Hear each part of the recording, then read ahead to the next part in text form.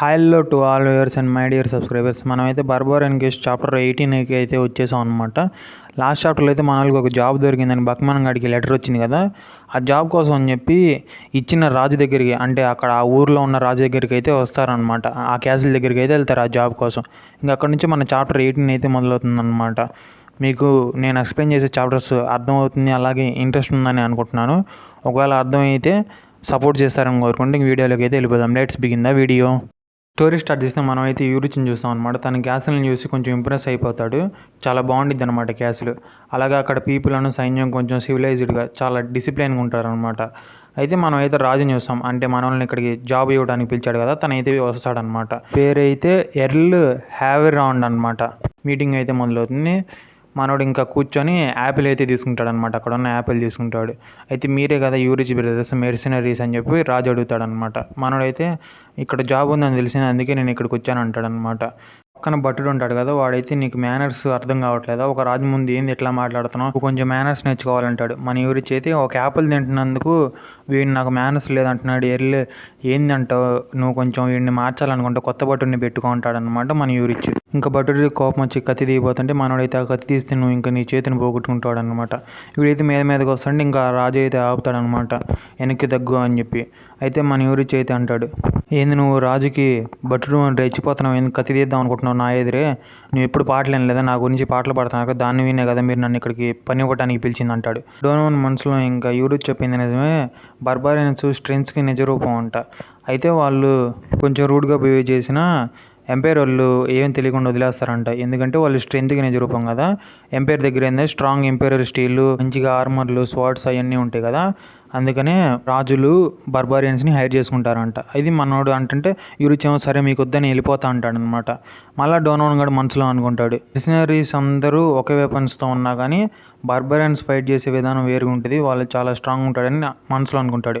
ఇంతలో రాజు హ్యావీరాండ్ కూడా ఉన్నాడా. భట్టుడు చేసిన దానికి వాడికి క్షమాపణలు చెప్తాడనమాట. ఇంకా భట్టుడు ఎందుకు చెప్తున్నారు అంటే వాడేమో సైలెన్స్ అవ్వమంటాడు.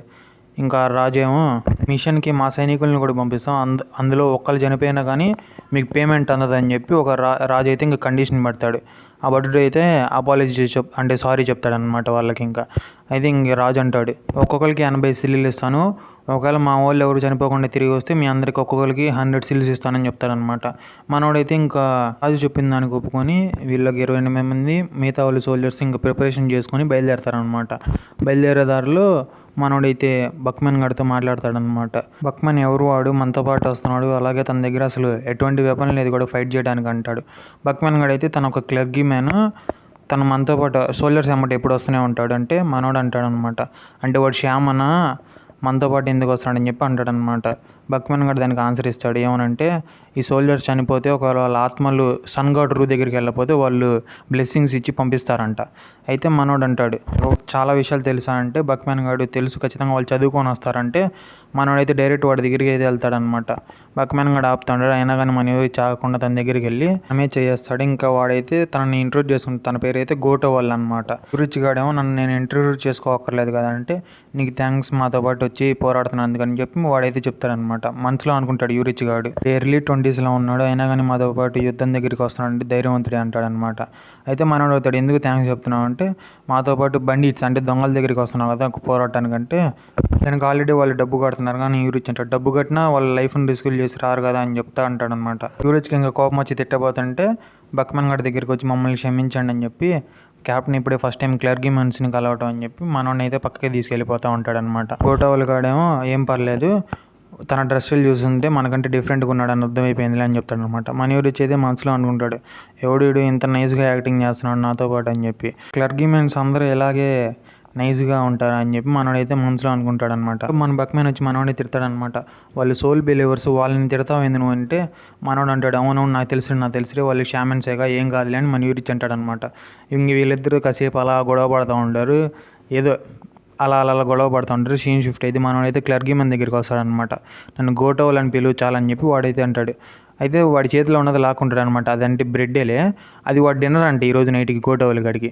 మనోడైతే అది కొరుకుతాడు అనమాట. కొరికితే అది రాయిలాగా గట్టిగా ఉంటుంది. మనోడు పళ్ళకి నొప్పి వస్తాయి అనమాట.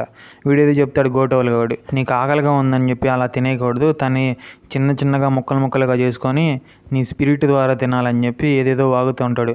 అంటే దేవుడు మనిషి కదా. అయితే మనోడైతే అంటాడు, రుచేమో దానికి టేస్ట్ లేదంటే వాడేమో నీకు ఇష్టమైన ఫుడ్ తింటే నీ సోల్ బ్యాడ్గా ఫీల్ అవుతుంది, అందుకే ఇలాంటివి తినాలంటే మనోడేమో క్లర్గిమెన్స్ ఇలానే జీవిస్తారని చెప్పి అడుగుతాడనమాట. ఇంకో వాడైతే మా బాధ్యత సోల్స్ని సన్గాడ్ రూకి చేర్చడం అని చెప్పి క్లర్గిమెన్స్ అందరూ ఇలానే చేస్తారని వాడు చెప్తాడనమాట. అలానే ఒక ఫాలెన్ సోల్ అంటే చెడు సోల్కి ఇదంతా సాధ్యం కాదు, ఒకరిని గైడ్ చేయటం అని చెప్పి వాడు చెప్తారనమాట. మనోడైతే అడుగుతాడు, నీకు చదవటం వచ్చు అని చెప్పి. మనోడు ఇంకో వాడు గోటోవల్ కూడా వచ్చని చెప్తాడు, నాకైతే ఇంతవరకు రాయటం చదవటం వచ్చు అని చెప్పి మనోడైతే నేల మీద కర్రపులతో రాస్తూ ఉంటాడు. మీరు ఇచ్చేది లెటర్స్ కొంచెం చాలా బాగున్నాయి, మీరు ఎక్కడికి వెళ్ళినా అక్కడికక్కడే వస్తువులు తెలిసి వెళ్ళిపోతూ ఉంటారు కదా అని చెప్పి మనోడైతే అంటాడనమాట.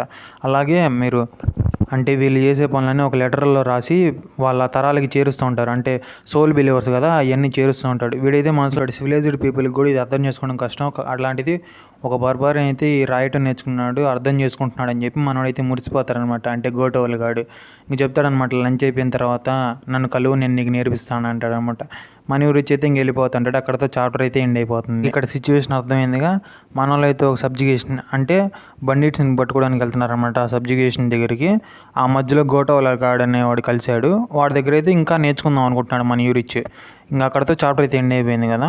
మీకు చాప్టర్ అయితే నచ్చిందని అనుకోవడం, నచ్చినట్లయితే కనుక లైక్ చేసి మీ యానిమే ఫ్రెండ్స్ ఎవరు ఉంటే వాళ్ళకి కూడా షేర్ చేయండి. ఇంకా అందరికీ సే నోరా.